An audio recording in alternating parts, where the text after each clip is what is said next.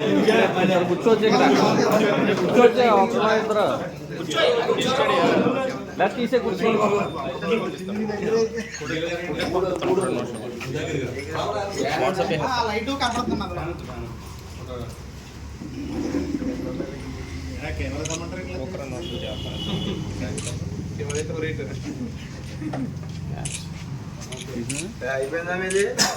మాట్లాడుతూ పేదల గారి మీద అవాకులు సవాకులు మాట్లాడటం జరిగింది. పేదల గారు ఎప్పుడు ఆడు ఈడు అనేసి మాట్లాడతాడనేసి మరి చాలా దారుణంగా మాట్లాడటం జరిగింది. కానీ పేదన్న గారి మీద మాట్లాడే ముందు మీ స్థాయి ఏంటి, ఆయన స్థాయి ఏంటి అన్నది ఒక్కసారి వాసిరెడ్డి గారిని గమనించుకోవాలనేసి మీ మీడియా పూర్వకంగా విజ్ఞప్తి చేస్తున్నాను. శ్రీ పేదన సత్యనారాయణ గారు 4 సార్లు ఎమ్మెల్యేగా ఎక్కారు. 4 సార్లు నలుగురు ముఖ్యమంత్రుల దగ్గర మంత్రిగా పనిచేశారు. మరి ఆయన స్థాయికి మరి వీళ్ళు ఎంత అసలు ఒకసారి ఆలోచించుకోండి. మీరు మాట్లాడేటప్పుడు ఒక నాయకుడు అంటాడు వార్డు మెంబర్ కింద పోటీ చేయలేదు. వార్డు మెంబర్ కింద పోటీ చేస్తుంది. ఒక శాసనసభ్యుడిగా ఉండి చాలా దారుణంగా మాట్లాడుతున్నారు. మీరు ఆ మాటలను తగ్గించుకోవాలనేసి మా కోరుతున్నా. అలాగే వాసిరెడ్డి గారు మరి వాళ్ళ ఊళ్ళో ఇళ్ల స్థలాలకు ఎంత డబ్బులు తీసుకున్నారో ఏంటి అన్నది అందరికీ తెలుసు. ఒకసారి పలుమూరులో ప్రెస్ మీట్ పెట్టి మీ అందరికీ రాతపూర్వకంగా కూడా ఇవ్వడం జరిగింది.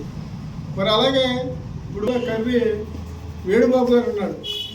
వేణుబాబు గారి మీద మూడు ఆరోపణలు చేస్తూ మీ మీడియా మిత్రులకి అందరికీ నేను ఇవ్వడం జరిగింది. పలుమూరులోనే మేము 33 లక్షలు చేసి ఎకరా పొలం కొంటే 4 ఎకరాలు కొన్నాం. కొని కలెక్టర్ గారికి పర్మిషన్ నిమిత్తం పంపించాం. డబ్బు ఎలక్ట్ అయ్యే సమయంలో పార్టీ మారింది, ప్రభుత్వం మారింది. మారిన తర్వాత అదే పొలాలని 54 లక్షల రూపాయలు చూపించి మరి దోచుకోవడం జరిగింది. అలాగే ఇళ్ల స్థలాలు వచ్చిన తర్వాత ఒకళ్ళ దగ్గర 38,000 రూపాయలు రుజువు చేశారు కంట్రిబ్యూషన్ కింద. అలాగా 84 లక్షల రూపాయలకి వాళ్ళు స్కామ్ చేశారు. మొత్తం మీద 3 కోట్ల రూపాయలు స్కామ్ జరిగింది మార్కెట్ విషయానికి వస్తే. అలాగే మండలం మొత్తం మీద స్కామ్లు జరిగినాయి. మరి మన ఎంక్వైరీ చేసాం. ఎంక్వైరీ చేస్తే 300 పైగా జనం వచ్చి ఎంఆర్ఓలకి చెప్పారు మేము 38,000 రూపాయలు వేణుబాబు గారికి కట్టాం.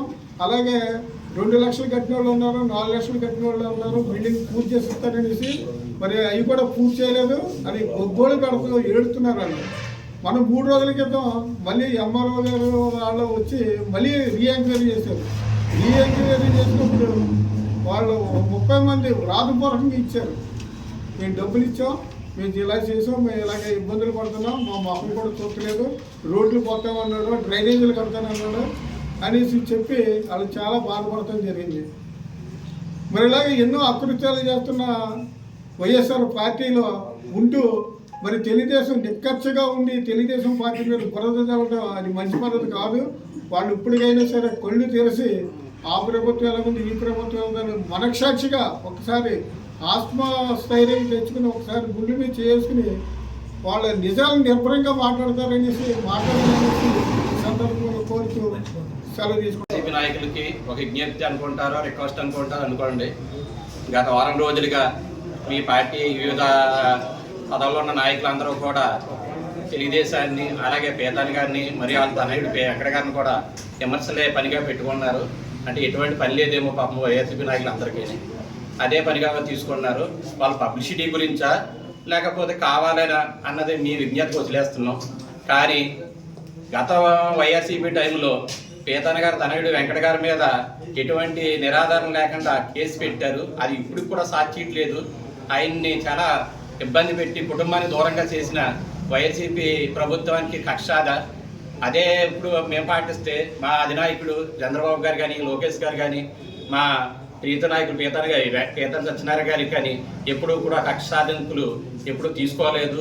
ఇప్పుడు కూడా ప్రతిపక్షాలు గౌరవంగానే చూస్తారు. మీరు విమర్శలు చేయాలనుకుంటే మంచిగా చేయండి, పరిపాలన సలహాలు సూచనలు ఇవ్వండి. అంతేగాని ఏదో తిట్టేసాం కబడదారు అని వార్నింగ్లు అది ఏంటంటే భయభ్రాంతం చేస్తున్నారా?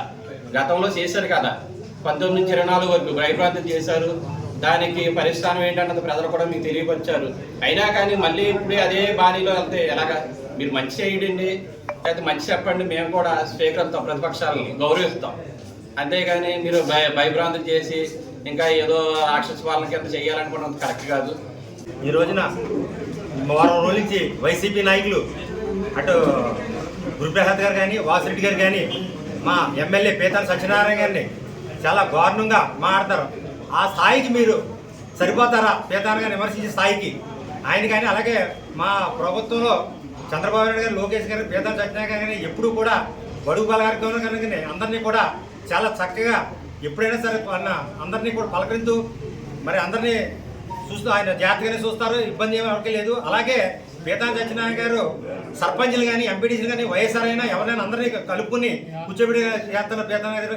ఇంతకుముందు రంగరాజు గారు ఎప్పుడైనా సర్పంచ్లు గౌరవం ఇచ్చారా? ఎవరికైనా ఎవరైనా చేశారా? ఎందుకంటే మా భార్య సర్పంచ్ చేసింది, ఎప్పుడు సరైన ఏమీ చేయడం లేదు పంచాయతీలో కూడా. మరి పీతాని సత్యనారాయణ గారు ఎవరిని కూడా ఏ సర్పంచ్ని కానీ, ఎంపీటీసీని కానీ, వైఎస్ఆర్ అయినా చక్కగా ఎవరి పనులు చేసుకోమని అందరినీ కూడా గౌరవిస్తూ మరి ఈ అవకాశం సెలవు తీసుకుంటున్నాం. దళిత నాయకుడు అని చెప్పుకుంటూ చింతపల్లి గురుప్రసాద్ అనే వ్యక్తి పీతాని సత్యనారాయణ గారి మీద అవాకులు తేలుతున్నారు. ఇప్పుడు అడిగేది ఏంటంటే, గత 2019-24 మధ్యలో వాళ్ళు చేసిన వాళ్ళ ప్రభుత్వంలో ఎమ్మెల్సీ అనంతబాబు గారు ఆటో డ్రైవర్ని చంపేసి డోర్ డెలివరీ చేస్తే అప్పుడు ఎందుకు అడగలేదు మీరు? అలాగే మన మాస్క్ అడిగిన డాక్టర్ సుధాకర్ గారిని రోడ్డు మీద బట్టలు లేకుండా పొడదీసి అతన్ని దారుణంగా చంపితే అప్పుడు మీ సంఘాలు లేదా మీ నాయకులు ఏమైపోయారు? అలాగే ఎక్కడికో వెళ్ళక్కర్లేదు, మన పొలమూరు గ్రామంలో మీ ఊరు మీ పంచాయతీలో జరిగిన అవకతవకల గురించి మీరు ఏం చేశారు? ఉదాహరణకి నాగలదిబ్బ గ్రామంలో 50 ఇళ్ల పట్టాల స్థలాలకి 30,000 కాడికి తీసుకుని 15 మందికి ఇళ్ల స్థలాలు ఇవ్వకుండా 30,000 కాడికి 5 సంవత్సరాలు మీ దగ్గర ఉండించుకుని తిరిగి వడ్డీ లేకుండా ఇచ్చి బీసీ వాళ్ళు ఇబ్బంది పడుతున్నప్పుడు మీరు ఏం చేశారు? నువ్వు బీసీ నాయకుడిని, నేను ఎస్సీ నాయకుడిని అని చెప్తున్నావు కాబట్టి దాని గురించి ఎప్పుడైనా నువ్వు ఇక్కడ మాట్లాడావా? అలాగే స్టేట్ వైడ్గా వెళ్తే 2000 నీ ఇంటి డాబాపైకి చల్లబోయిన అరుణ అనే అమ్మాయి నాకు ఇళ్ల స్థలం ఇవ్వట్లేదు ఇలాగా అని బాధపడి వస్తే మీరు మా పార్టీలోకి రా నేను ఇస్తాను అని అన్నారు. కానీ ఇలా మీకు అన్యాయం జరిగింది, నేను న్యాయంగా పోరాడతానని మీరు ఏమైనా అనగలిగారా? ఇప్పుడే మీరు ఈ నీతులు చెప్పేది ఇవన్నీ ఒకసారి మీరు ఆలోచించుకుని అవతల వ్యక్తి మీద ఏదైనా అవాకులు చేయాలంటే మీ స్థాయి ఏంటో చూసుకుని చేయండి అని మీకు ఈ సభాముఖంగా విన్నపం చేస్తుంది. రాష్ట్ర బీసీ సెల్ కార్యదర్శిగా ఇటీవలే నియమించబడిన చింతపల్లి గురుప్రసాద్ గారు వారి మాటలను ఖండిస్తూ మరి ఆయన గత 2 రోజులుగా మరి మా ఎమ్మెల్యే గారి మీద అవాకులు పేలుతున్నారు. మరి ఆయన అంత స్థాయి లేదని నేను ఈ పత్రికా ముఖంగా నేను చెప్పదలుచుకున్నాను. మరి ఆయన 2014లో బీఎస్పీ పార్టీ నుంచి ఆసంట నియోజకవర్గం నుంచి పోటీ చేసి మరి తన సొంత గ్రామమైన పొలమూరులో తన సొంత బూత్ అయిన 127 బూత్ నెంబర్లో 3 ఓట్లు సాధించగలిగారు. మిత్రులారా గమనించండి, 127 బూత్ ఆయన, ఆ బూత్లో 3 ఓట్లే పడ్డాయి ఆయనకి. ఆయన కుటుంబంలో 4 ఓట్లు ఉన్నాయి. మరి ఆ ఓటు మా ప్రీతమ నాయకుడు పీతాని సత్యనారాయణ గారికి పడిందని ఈ పత్రికాముఖంగా మీకు తెలియజేస్తున్నాను. అది ఆయన స్థాయి. ఈయన మా ఎమ్మెల్యే గారిని, వారి తనయ్య వెంకట గారిని విమర్శించేది మరి అది అర్థం చేసుకోవాలని ఆయన విద్యలకే వదిలేస్తున్నాం. మాట్లాడితే పీతాని సత్యనారాయణ గారు పార్టీలు మారుతారు, ఓసడ వెళ్ళాలి అంటున్నారు. మరి ఈయన నేను ప్రశ్నిస్తున్నా. మీరు చిన్నప్పుడు కమ్యూనిటీ ఉద్యమంలో ఉండేవారు, తర్వాత హేతువాద సంఘం అన్నారు, తర్వాత రిపబ్లికన్ పార్టీ పెట్టారు, తర్వాత బీఎస్పీలోకి వచ్చారు, తర్వాత ప్రజారాజ్యంలోకి మారారు, ఇప్పుడు వైసీపీ రాష్ట్ర బీసీ సెల్ కార్యదర్శిగా పనిచేస్తున్నారు. మరి మిమ్మల్ని ఏమంటారు? మీరా పీతాని సత్యనారాయణ గారిని ఓసరి వెళ్ళు అని మాట్లాడేది గమనించమని కోరుతున్నారు. అలాగే మీ నాయకుడి గురించి మాట్లాడారు. మరి మీ నాయకుడు ముందు తెలుగుదేశంలో లేరా? తర్వాత కాంగ్రెస్లోకి వచ్చి ఎమ్మెల్యేగా అవ్వలేదా, మళ్ళీ తెలుగుదేశంలోకి రాలేదా, మళ్ళీ వైసీపీలోకి ఇప్పుడు పనిచేయట్లేదా? మీరు అన్ని ఆత్మవిమర్శన చేసుకోవాల్సిందిగా గురుప్రసాద్ గారిని సూటిగా ప్రశ్నిస్తున్నాం. మరి అదేవిధంగా బీసీలపై కపటి ప్రేమ చూపించే గురుప్రసాద్ గారు వైసీపీ హయాంలో వైసీపీ నేతలు మరి ఇక్కడ ఉండే ప్రతిపక్ష నాయకులుగా ఉండే వాళ్ళని ఎన్ని కేసులు పెట్టారు? సుమారుగా 49 కేసులు పెట్టారు.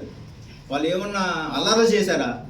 ప్రెస్ మీట్ పెట్టి ధర్నాలు చేసి ఉన్న విషయాన్ని ప్రభుత్వాన్ని తప్పుపట్టిన విమర్శించినందుకు మరి ఈ కేసులు వైసీపీ వాళ్ళు అక్రమంగా పెట్టడం జరిగింది. దీంట్లో బీసీ వాళ్ళు 80% ఉన్నారు. మరి అప్పుడు ఈ బీసీ కులం మీకు గుర్తుకు రాలేదా? అలాగే మన పెనుమంట్ర మండలంలో మల్లిపూడి గ్రామంలో సర్పంచ్గా ఎన్నికైన మన బీసీ మహిళ దొంగ మహాలక్ష్మి గారి చెక్ పవర్ రద్దు చేసినప్పుడు మీ బీసీ గొంతుకు ఏమైపోయింది అని మిమ్మల్ని ప్రశ్నిస్తున్నా.